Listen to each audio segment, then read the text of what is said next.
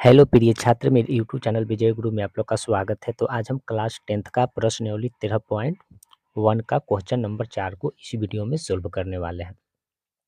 तो आप लोग शुरू से अंत तक बने रहें और यहाँ से कुछ सीख कर जाएं। तो क्वेश्चन नंबर 4 क्या कह रहा है, पहले इसे ढंग से पढ़ लेते हैं। कह रहा है क्वेश्चन नंबर 4 कि भुजा 7 सेंटीमीटर वाले एक घनाकार ब्लॉक के ऊपर एक अर्धगोला रखा हुआ है। तो पहले हम एक घन बनाएंगे और घन के ऊपर एक अर्धगोला को रखेंगे। तो यहाँ से यहाँ क्वेश्चन एकदम कंप्लीट तक ले हो गया है, कोई दिक्कत नहीं है। यहाँ से यहाँ तक ऑलरेडी हम ढंग से पढ़ लिए हैं। तो चलिए एक पहले घन बनाते हैं और उस पर एक अर्धगोला रखना चालू करते हैं। तो देखिए घन किस प्रकार बनाया जाता है बच्चों। तो देखिए घन जो है ये आपका घन है। तो यहाँ पर एक घन आपको नजर आ रहा है, ये घन हुआ और इस घन पर एक अर्धगोला रखा हुआ है। तो इस घन पर एक अर्धगोला को हम बच्चों रख देते हैं। तो देखिए इस घन पर एक अर्धगोला को हम रख देते हैं। यहाँ पर एक अर्धगोला है। ओके, ये आपका अर्धगोला रखा हुआ है एक घन पर। ओके, ये आपको अर्धगोला रखा हुआ है। और तो आपको पहले ये है कि घन का भुजा हमें दे रखा है कितना, 7 सेंटीमीटर हमें दे रखा है घन का ये भुजा। तो ये सभी घन का भुजा जो होगा 7 सेंटीमीटर ही होगा, यानी घन का सभी भुजा होगा 7 सेंटीमीटर होगा। मगर यहाँ पर आपको नजर आ रहा है एक अर्धगोला है। तो अर्धगोला का जो है ये आपको व्यास जो हो जाएगा वो भी क्या हो जाएगा, घन के जो 7 सेंटीमीटर भुजा है ना वही अर्धगोला का व्यास हो जाएगा। तो यहाँ पर ये अर्धगोला जो है इसका व्यास जो हो जाएगा ये कितना हो जाएगा, ये इसका 7 सेंटीमीटर हो जाएगा। ये अर्धगोला का व्यास हो गया 60 सेंटीमीटर और यहाँ घन का भुजा जो है ये 7 सेंटीमीटर है। मगर ये अर्धगोला जब घन के ऊपर चढ़ा तो अर्धगोला का व्यास भी क्या हो जाएगा, 7 सेंटीमीटर हो जाएगा। क्लियर।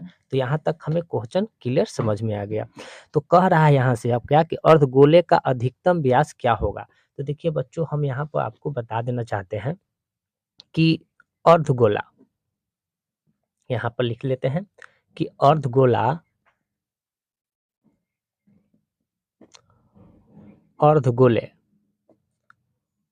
का अधिकतम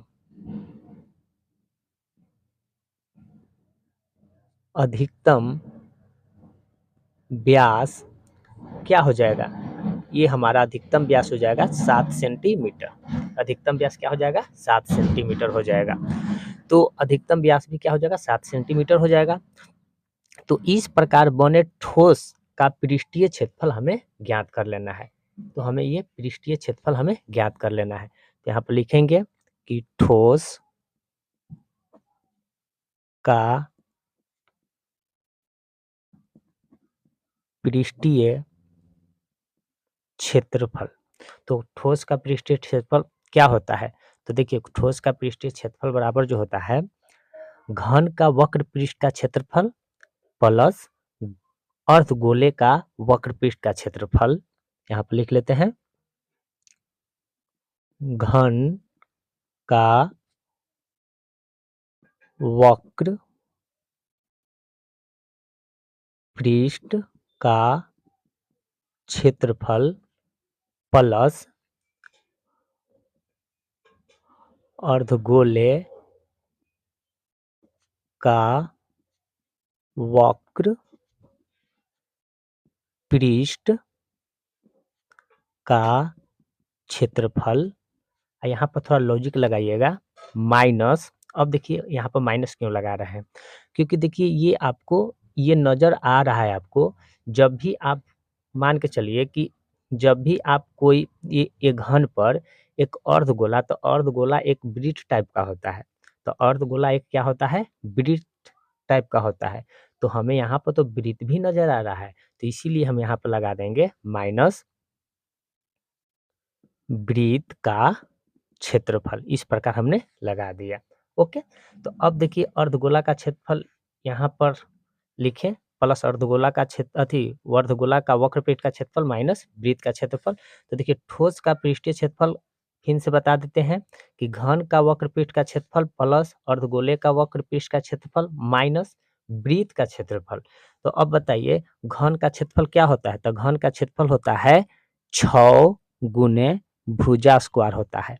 ये आपको घन का वक्रपृष्ठ का क्षेत्रफल हो गया। तो 6 गुने भुजा स्क्वायर हो गया। ओके, प्लस है प्लस। अर्धगोले का वक्रपृष्ठ का क्षेत्रफल क्या होता है?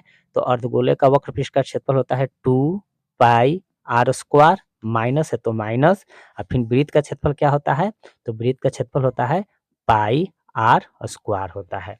ओके, कोई दिक्कत नहीं।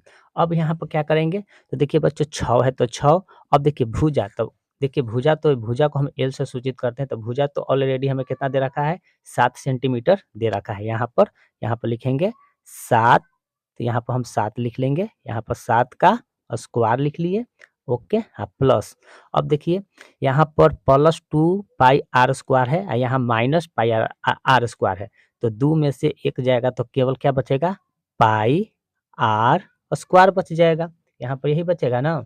अब क्या करेंगे? देखिए 6 है तो 6 और गुने 7 का स्क्वायर क्या होता है? तो 7 का स्क्वायर 49 होता है, प्लस पाई। तब पाई का मान जब तक न कहा जाए तब तक हमें क्या रखना है? 22/7 के रूप में रखना है। तो 22 बट्टा क्या लिखेंगे? 22/7 लिखें।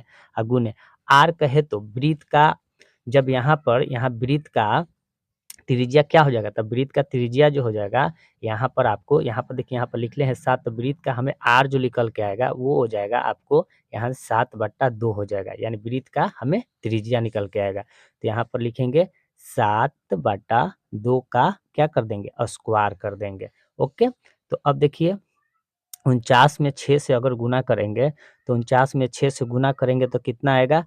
यानी 9 छक 54 की 4। ओके, अच्छा चौका 24 और 24 और 4 कितना होता है? यहाँ पर 9 छक 54, 9 का 9 18 एक क्षति। यहाँ पर गुना कर लेते हैं बच्चों। 9 का 9 18 एक छत में 9 छक 54 की 4 हाथ में 5। अच्छा चौका 24 और 5 कितना होता है? 29 होता है। यानी 294 और प्लस। अब काटते हैं इसको, देखिए इसको कैसे काटते हैं? 22/7 गुने 7/2 गुने 7/2। तो 7 से 7 खत्म हो जाएगा। 11 दूना का 22 होगा। तो यहाँ पर 294 प्लस ये क्या होगा? 7 में 11 से गुना करेंगे तो 77/2 होगा। ओके, कोई दिक्कत नहीं।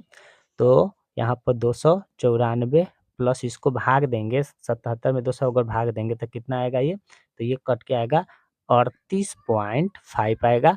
अब 38.5 में 94 294 को जोड़ेंगे तो कितना होगा? हमें आ जाएगा 332.5 सेंटीमीटर का स्क्वायर निकल के आएगा। यही आपका आंसर हो गया। तो आपको हम देखिए बच्चों प्रश्नावली 13.1 के क्वेश्चन नंबर 4 को आपको यही डिटेल में बता दें। कोई दिक्कत, कोई परेशानी नहीं हुआ होगा। आई होप कि आप क्लियर समझ गए होंगे। ओके, तो आज की वीडियो हम यहीं पे समाप्त करते हैं। जय हिंद।